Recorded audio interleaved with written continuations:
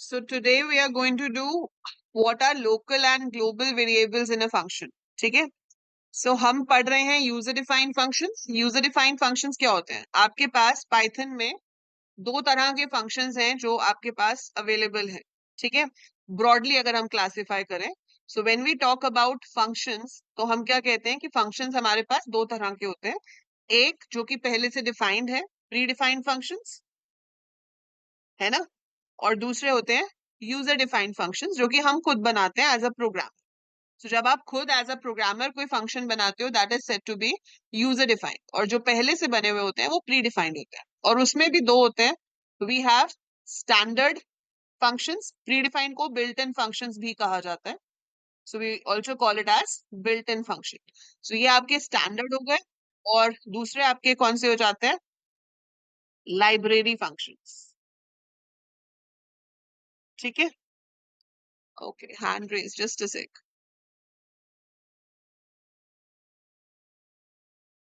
Yes, Nameer. Hello. Yes, Nameer, you want to ask something?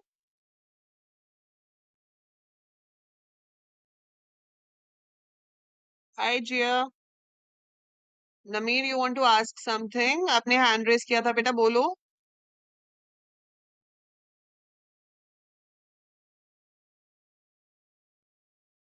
नहीं? अच्छा. So जो hand raise की option है, that is if you want to ask me something, when you want to speak to me, then only please raise your hand, okay? अगर आपको कुछ chat में लिख के पूछना है तो आप नॉर्मली लिख सकते हो.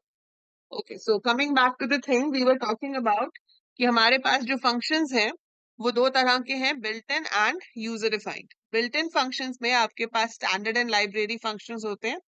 एंड यूजर डिफाइंड फंक्शंस जो है वो हमारे हम खुद से बनाते हैं. ठीक है? Standard functions are like your print, input. जिन भी फंक्शंस को आप डायरेक्टली कॉल कर सकते हो, the functions which can be called directly are your standard functions. लेकिन लाइब्रेरी फंक्शंस वो होते हैं जिनको आपको इंपोर्ट करना पड़ता है. सो आपको लिखना पड़ता है इंपोर्ट मैथ, फिर आप उसमें से math.sqrt और ये सब यूज कर सकते हो. ठीक है? देन आपके पास यूजर डिफाइंड फंक्शंस है जो हम खुद से बनाएंगे. वो कहीं पे भी डिफाइंड नहीं है, उसके लिए कोई हेडर फाइल नहीं है, कोई इंपोर्ट नहीं करना पड़ता. We have to make that function of our own and we have to use it. So हमने ये करा था कि हम ऐसे फंक्शंस कैसे बनाते हैं. और इसका पर्पस क्या होता है? Reusability of code. आप उसी कोड को बार बार यूज कर सकते हो after you define it. ठीक है? मैंने आपको बताया था कि फंक्शन कैसे बनता है. फिर हमने किया था कि फंक्शन के अंदर जो पैरामीटर्स हम पास करते हैं वो तीन तरह के होते हैं. We have positional parameters, we have keyword parameters and we have default parameters या आर्ग्यूमेंट्स भी आप कह सकते हो. सो यूजर डिफाइन जो हम खुद बनाते हैं. ठीक है? एक एग्जाम्पल ले लेते हैं. जैसे कि मान लो आपने यहाँ पर एक फंक्शन बनाया to find HCF of two numbers. तो कैसे बनाओगे? डेफ HCF, आपने फंक्शन का नाम दे दिया, दो वैल्यूज रिसीव कर ली जिसका HCF निकालना है. So def is the keyword to define a function. Then you have to name the function, receive the parameters.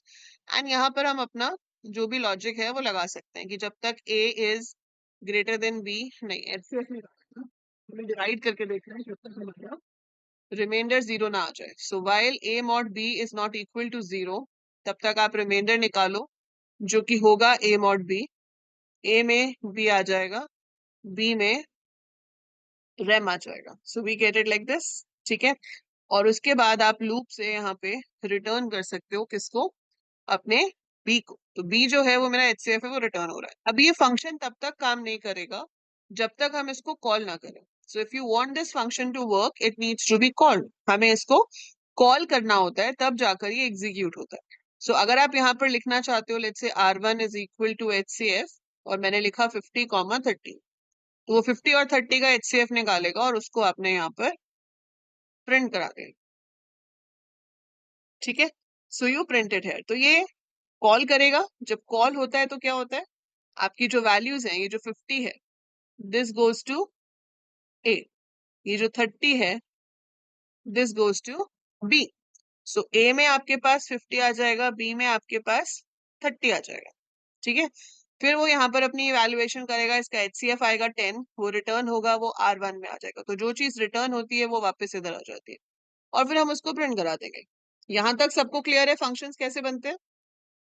यहां तक किसी को डाउट तो नहीं है कि फंक्शंस कैसे बनते हैं? It's clear to every one of you?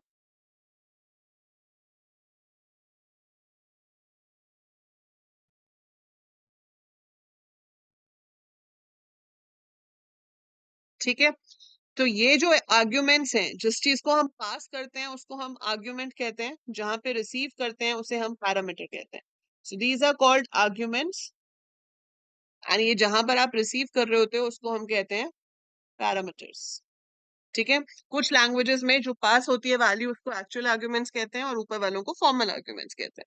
सो ये क्या है? ये पोजिशनल आर्ग्यूमेंट्स है. पोजिशनल आर्ग्यूमेंट्स मतलब आपने फंक्शन डिफाइन करने में दो लिखे हैं, तो आपको दो ही यहाँ से भेजने पड़ेंगे.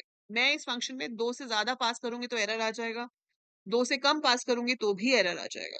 उसके लिए फिर हमने कीवर्ड आर्ग्यूमेंट्स किए थे, डिफॉल्ट आर्ग्यूमेंट्स किए थे, right? That we did in the previous class. तो कशिश वाज आस्किंग कि मैम लास्ट क्लास में क्या किया था, तो लास्ट में हमने ये किया था कि डिफॉल्ट आर्ग्यूमेंट्स क्या होते हैं एंड कीवर्ड आर्ग्यूमेंट्स क्या होते हैं.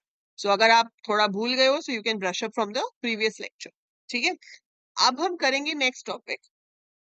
नेक्स्ट टॉपिक है लोकल एंड ग्लोबल वेरिएबल्स का. इसका मतलब क्या है? देखो, सबसे पहले मैं आपको एक एग्जांपल लिख के बताती हूँ, आप मुझे बताना इस कोड का आउटपुट क्या होगा. सो मैंने बनाया डेफ प्रोसेस. ठीक है, यहाँ पर मैंने लिखा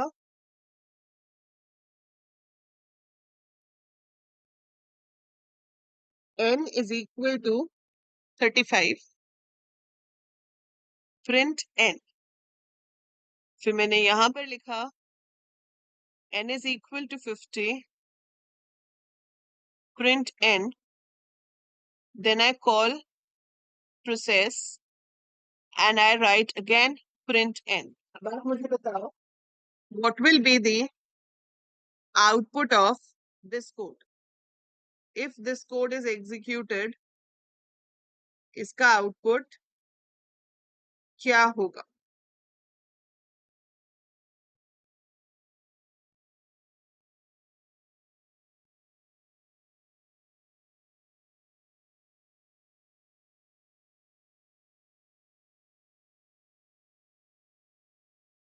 फिफ्टी, 35, 50.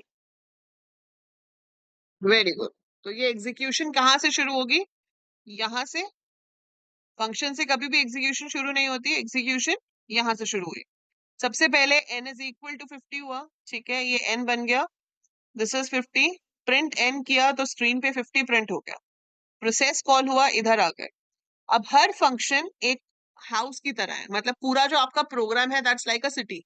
ठीक है, पूरा जो प्रोग्राम है दैट्स लाइक अ सिटी, उसके अंदर जितने भी फंक्शंस है वो एक एक घर है.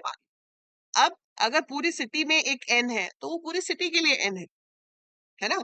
अगर एक हमारे पास कोई कम्युनिटी वैन है तो वो सबकी वैन है, कोई भी यूज कर सकता है, anybody can use that when.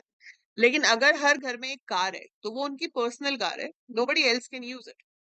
Similar way, ये जो एन वेरिएबल है इसको हम ग्लोबल कहेंगे. ये पूरे प्रोग्राम में कहीं पे भी यूज हो सकता है.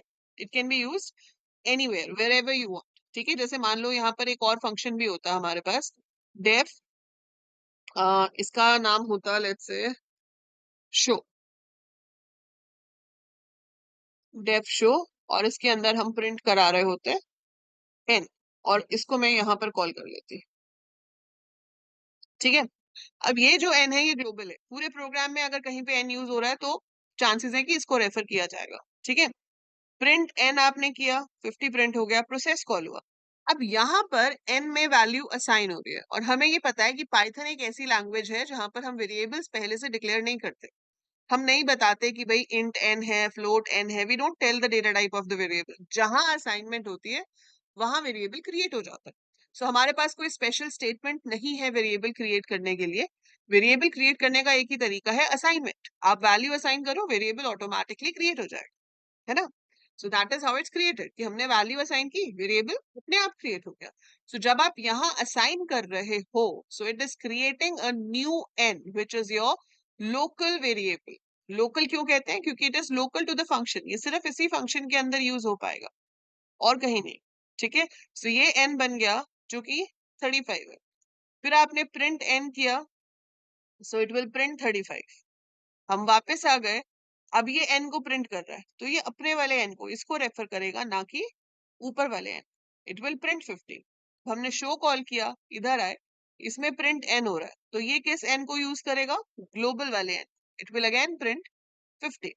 अब इसका नाम हो सकता है एन की जगह ए भी होता, तो भी आंसर यही आता, 50 35 50 50। सो डज नॉट मैटर इसका नाम क्या है। ठीक है, सो अगर नाम अलग है तो भी वो एक न्यू वेरिएबल है, अगर नाम सेम है तो भी वो एक न्यू वेरिएबल है। सो whenever you make assignment in a function, it creates a new variable. If you already have a variable with the same name, आपके पास पहले से उस नाम का वेरिएबल है जो कि ग्लोबल है, तो उसको हम लोकल वेरिएबल कह देंगे। अगर नाम डिफरेंट है तो उस नाम से रेफर करोगे, but still that will be a local variable. हाँ एग्जैक्टली कशिश, तो यहाँ पर ये पॉइंटर अलग बनेगा ना, ये पॉइंटर अलग बनेगा, ये वैल्यू अलग बनेगी। पॉइंटर खुद भी तो मेमोरी में स्टोर होता है ना। तो जब आप पाइथन में एक वेरिएबल क्रिएट करते हो, when you write like this n is equal to 45, तो एक्चुअली में n में 45 नहीं हो रहा, मैंने यहाँ पे बॉक्स बना दिया, पर एक्चुअली में ऐसा नहीं होता है। मेमोरी में 45 स्टोर होता है, उसका जो भी एड्रेस है वो एड्रेस n में होता है, right, and it is pointing to this. So आपका जो पाइथन है ये सिर्फ रेफरेंसेस को स्टोर करता है। सो जब आप n इज इक्वल टू 45 करोगे, तो वो 45 का जो एड्रेस है उसको 8082 में ले लेगा। अगर मैं नेक्स्ट लाइन में m इज इक्वल टू 45 कर दूंगी, हाँ क्योंकि वो n लोकल हो गया ना, ये तो n बाहर वाला है, तो ये जो n है ये अलग होगा, ये प्रोसेस डॉट n के नाम से आइडेंटिफाई किया जाएगा। This n will be different. वो उसको क्रिएट कैसे करेगा? प्रोसेस डॉट n, मतलब फंक्शन के अंदर वाला n, और ये जनरल n है, तो system is going to treat both of them differently.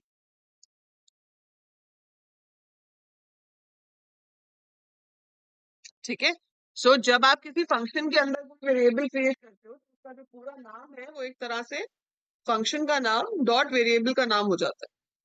So it's a combination of function name and variable name.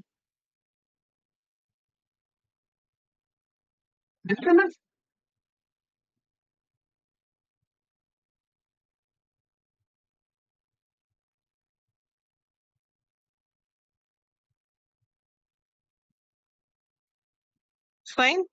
अब मैं ऐसा लेकिन चाहती नहीं हूं, मैं चाहती हूं कि जो प्रोसेस फंक्शन है वो सेम एन को यूज करे।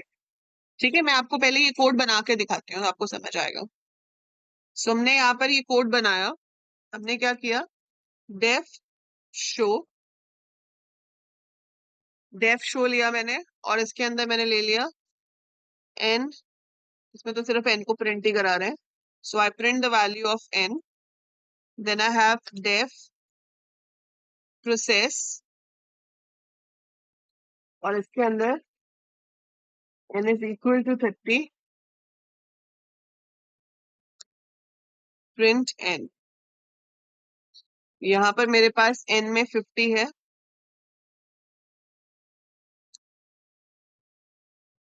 Print n, then I call process, print n, and then I call show. इसको मैंने सेव कर दिया। ठीक है, इसका नाम दे दिया gl ग्लोबल लोकल, और अब इसको मैं एग्जीक्यूट करती हूँ। So you can see it's 50 30 50 50, यही डिस्कस किया था हमने कि यही आउटपुट आना चाहिए। ठीक है, अब हम थोड़ा सा चेंज करते हैं। अब देखो मैं सिर्फ एक लाइन इसके अंदर ऐड करूंगी। मैंने क्या लिख दिया, ग्लोबल एन, क्या लिख दिया, ग्लोबल एन, फंक्शन के अंदर जाके, और फिर मैंने इसको रन कर दिया। Now you can see the output, it is showing 50 30 30 30। ठीक है, तो अब ये ग्लोबल कीवर्ड क्या कर रहा है? ठीक है, क्या कर रहा है ग्लोबल कीवर्ड, हम ये देखते हैं। तो जब आप यहाँ पर शुरू करोगे इसका, तो इसकी जो एग्जीक्यूशन शुरू होगी जब, ठीक है, when the execution of the code will start, तो आपके पास ये n जो है वो क्रिएट होगा। ठीक है, सो n क्रिएट हुआ, यहाँ पे 50 स्टोर्ड है, it's pointing to this. Fine, print n कराया आपने, 50 प्रिंट हो गया। अब प्रोसेस कॉल हुआ, यहाँ आ गया। The first line is global n, ये लाइन क्या बताती है आपके इंटरप्रेटर को कि don't create a local variable with the name n। सो ये मेरे इंटरप्रेटर को बता रही है कि मत क्रिएट करो, don't create a local variable with the same name. So keyword global instructs Python not to create a new local variable with name n. So keyword global instructs Python not to create a new local variable with name n. ठीक है कि उसको नाम मत बनाओ, rather use the same global variable. तो जो global variable है उसी का ही इस्तेमाल करो और नया क्रिएट मत करो। ठीक है, अब क्या होगा इससे, नया n नहीं बनेगा। जब n इज इक्वल टू 30 होगा तो वो इसी 50 को चेंज करके 30 कर देगा। बेसिकली ऐसा नहीं होता कि 50 चेंज हो गया 30 हो जाए। अगर हम अंदर डिटेल में जा रहे हैं तो होता ये है कि एक और मेमोरी लोकेशन बनती है जिसमें 30 होता है और फिर n अब उसको पॉइंट करेगा। सो बेसिकली n यूज करने पे आपको 30 मिलेगा। ठीक है, सो n यूज करने पे आपको 30 मिलेगा। आप प्रिंट n करोगे सो इट विल प्रिंट 30। फिर उससे अगली लाइन आ जाएगी प्रिंट एन। प्रिंट एन से फिर से वो इसी एन को रेफर कर रहा है and this N is referring to 30। फिर शो कॉल हुआ, यहाँ आ गए ऊपर। अब ऊपर भी जब आप जाओगे तो वहां पे जो एन यूज होगा वो भी ग्लोबल वाला यूज होगा बाय डिफॉल्ट, तो दैट विल बी 30। तो ये सारा काम जो है ये किसका है, ग्लोबल कीवर्ड का। So when you write that global keyword, we tell the compiler or tell the interpreter in case of Python, don't make a local variable. तो आप अपना एक नया लोकल वेरिएबल क्रिएट मत कीजिए। Don't create a new local variable, it is the existing variable जो हमें use करना है। ठीक है, सो हमें एग्जिस्टिंग वाले को ही यूज करना है। We don't have to use the other one, हमें नया नहीं बनाना। ठीक है, is the concept clear for local and global?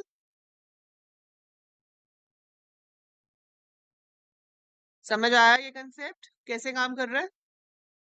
इसके ऊपर बहुत सारे आउटपुट क्वेश्चंस हैं जो आप प्रैक्टिस कर सकते हो। There is a YouTube playlist also for Python output question. So Python output question ऐसा नहीं है कि सिर्फ 12th क्लास के लिए ही इंपॉर्टेंट होते हैं। Python output questions are important for everyone who is learning Python.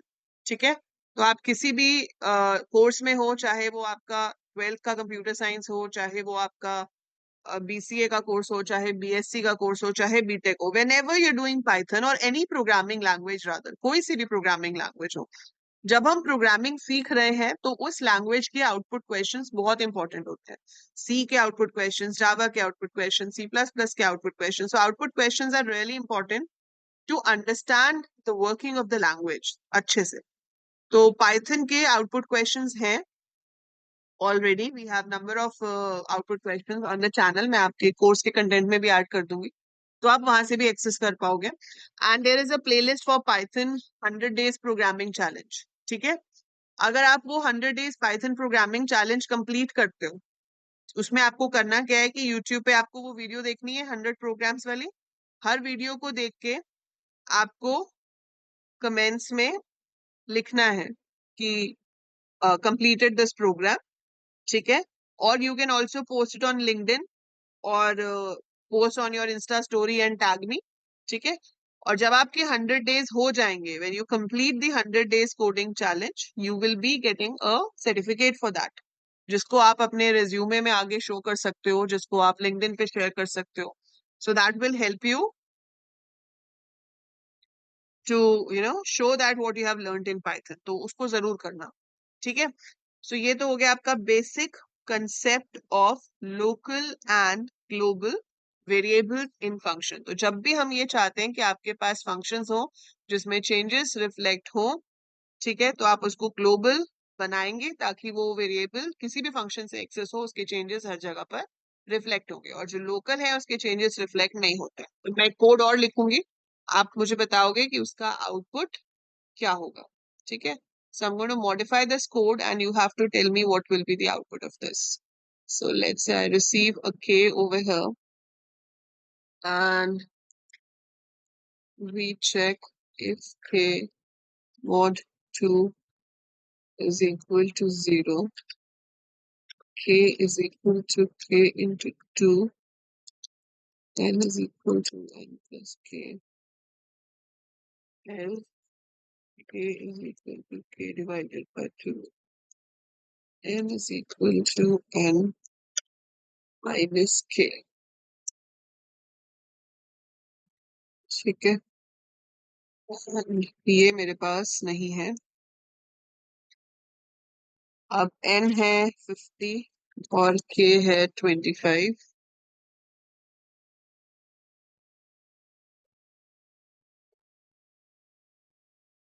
मैंने कराया print n comma k। Process parameter में मुझे एक भेजना है और उसके बाद मैंने फिर करा दिया n comma k। So this is my code. Now you have to tell me what is the output of this code. आप बताइए इस कोड का आउटपुट क्या होगा। इसमें पहली चीज ये है कि जो ग्लोबल है वो तो चेंज हो जाएगा, मतलब n जो है वो तो चेंज हो जाएगा, बट जो आपका k है उसमें जो चेंज होगा वो वापस रिफ्लेक्ट नहीं होगा, वो 25 का 25 ही रहेगा। हाँ, कशिश का ठीक है, 3825 will be the correct answer. I explain you how. So यहाँ पर शुरू हुआ इधर से, n is 50, k is 25, print n के किया तो वो तो पता ही है 50 25 प्रिंट होगा। ठीक है, प्रोसेस k जो k में है वो यहाँ k में रिसीव हो जाएगा, और ये क्या है, इम्यूटेबल पैरामीटर। इम्यूटेबल पैरामीटर है तो जब भी इंटीजर, स्ट्रिंग, टपल, फ्लोट पास होंगे उसमें अगर आप कोई भी चेंज करते हो तो वो वापस रिफ्लेक्ट नहीं होता। सिर्फ अगर आप को एज अ पैरामीटर भेजते हो या आप एक डिक्शनरी को एज अ पैरामीटर भेजते हो, सो व्हेन अ लिस्ट और a dictionary is sent as a parameter, उसमें जो चेंजेस होते हैं वो वापस रिफ्लेक्ट होते हैं क्योंकि वो म्यूटेबल होती है। ठीक है, पर ये तो इंटीजर है, सो इसमें जो भी चेंज होगा k में वो वापस रिफ्लेक्ट नहीं होगा। ग्लोबल n है, मतलब n में जो चेंज होगा वो वापस रिफ्लेक्ट होगा। सो यहाँ पर एक k अलग बना है जिसमें 25 है। k mod 2 इक्वल टू 0 नहीं, कंडीशन इज फॉल्स, तो हम एल्स में आ जाएंगे। एल्स में क्या किया, k को 2 से डिवाइड कर दिया। ठीक है, 2 से डिवाइड कर दिया तो क्या बचेगा, 12, डबल स्लैश है मतलब इंटीजर डिवीजन होगी, तो 25 अपॉन 2 गिव मी 12।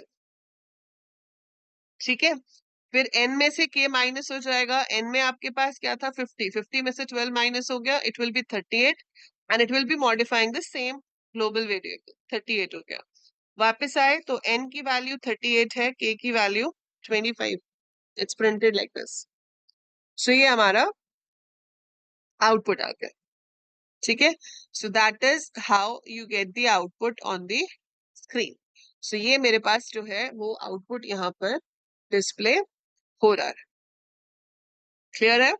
ठीक है, सो जो ग्लोबल है उसके चेंजेस रिफ्लेक्ट होंगे, अदरवाइज चेंजेस रिफ्लेक्ट नहीं होंगे। फाइन।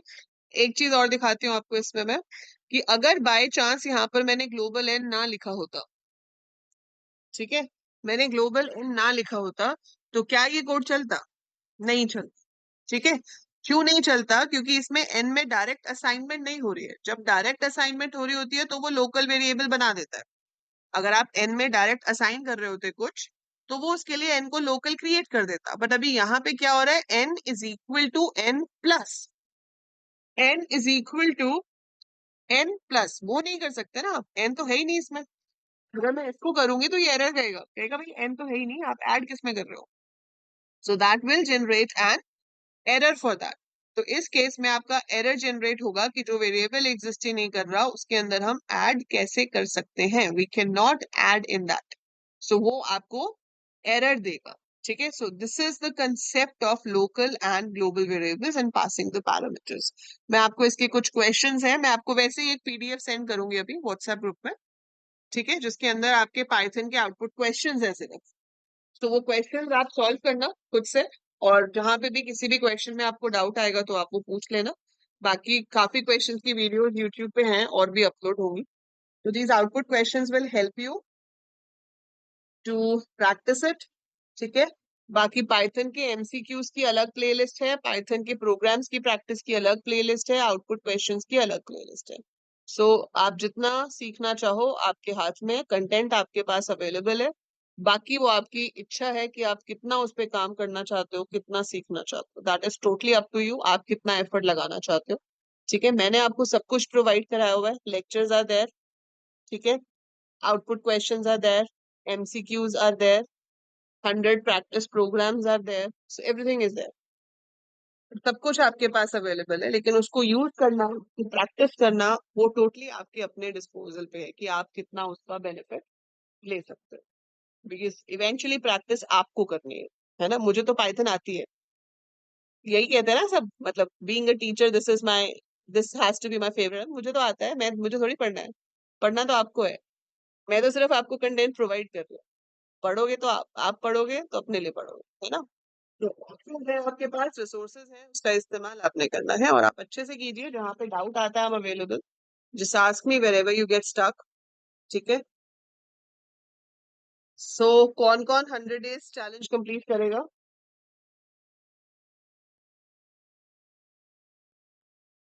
और वो 100 डेज चैलेंज में ऐसा भी नहीं कि एक दिन में आप एक ही प्रोग्राम करो। अगर आप कर सकते हो तो एक से ज्यादा भी कर सकते हो और मुझे टैग कर सकते हो।